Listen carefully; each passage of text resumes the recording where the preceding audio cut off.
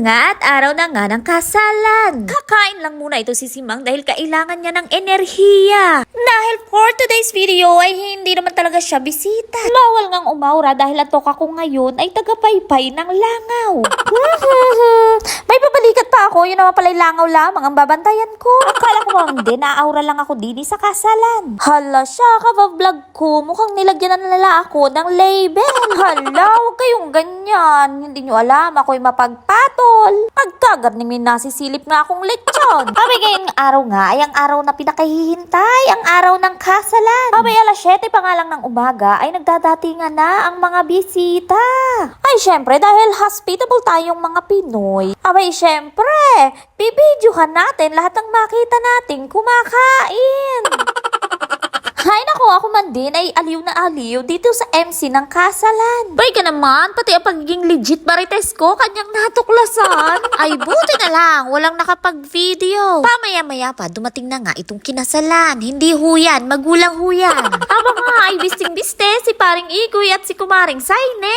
Away iba nga din pag nalalapatan ng foundation. Aba ay tingnan nyo naman itong tatay ng bride. Aba ay yanong poge, walang kupas eh. Aba ay sabi nga ay kalabaw lamang at tumatanda ay tingne. Ay talaga namang marunong pang gumili. Kita nyo naman, baka masundan pa na rin si Cherilyn. Pagkatapos nga ng parents ay sinundan na ng mga ninong at ninang. Wow, sa gagara ng mga biste ay maliit din eh ang sabog na 20 mil. Sabi niya yung mga umbok na umbok at ngising-ngisi ang mga kalpe. Abay kung game na game ang mga ninong at ninang, ay patatalo ba naman aring mga abay na kabataan? Abay sa gagaling nyo mag-TikTok ay huwag nyo ipapahiya ang inyong henerasyon. Aba ay teka. Para yatang tayo ay nagkakalukuhan. Abay di kaya sabi ko ay abay na kabataan. Bakit di namin naliligaw na manang? Aba ay hindi na lamang talaga ipinalamang-lamang dun sa mga bata-bata. Ay nako, shoutout na lang talaga dito sa mga pinsan ko na ang pangarap yata sa buhay ay maging forever na abay. And presenting ang walang ka-any energing bride and groom of today. Hay nako, at long last mga kaibigan kong mahal. At habang ako'y nag-i-enjoy, bakit may nagaganap na kakaibang sumpaan? Ako si ay nangangako, laksi mo ng konti at nanunumpa na hindi magbabalot na walang pahintulot. Abay, bakit ka naman na rin mamay guring at si Lolo ka pa'y nakaturo sa akin? Sus, Maria Josep! Abay, ang siste na atasan na naman ng bagong gawain itong si Simang. Abay, ineng, huwag kang ganyan. Matagal ko na yung pinagplanuhan. Ay, Parinet, palit tayo ng pwesto. Ikaw din yung taga-sulat at ako naman nandyan na taga-bilang. Abay, talaga namang uunahan mo pa ako eh. Bay gagayon, nakala ko pag secretary, ligtas na sa sabangan. Abay, buti na lang ako'y nakapagsipit kanina doon sa sinabog ng isang ninang.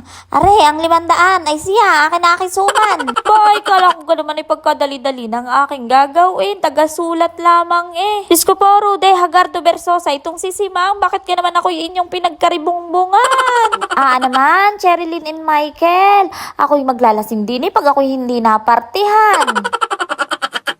Sabi nga ng iba, ang pag-aasawa ay isang prosesong hindi minamadali. Tulad nga ng dalawang ito na alam ko naman na hindi lang iilang beses na natanong kung mag-aasawa ka pa ba. O yung mga salitang, ala ay lampas na kayo sa kalendaryo. Ang pagpapakasal is a long time commitment, ika nga. At dalangin namin sa inyong dalawa na sa tagal ng inyong pinag-intay, ito ang umpisa ng araw na walang bibitaw sa inyong dalawa habang buhay. Abat syempre, hindi kumpleto ang kasalan at kasiyahan kung walang indakan. Aba ay maawat mahabag, ba't ba naman inyong natripan na pasayawin itong si Simang? Aba ay Diyos ko puro, hindi naman talaga ako ready. Siya, huwag niyong inahamon si Simang, baka kayo'y mapalaban. Ala, kayo na laang dyan at ako'y manunood na lamang.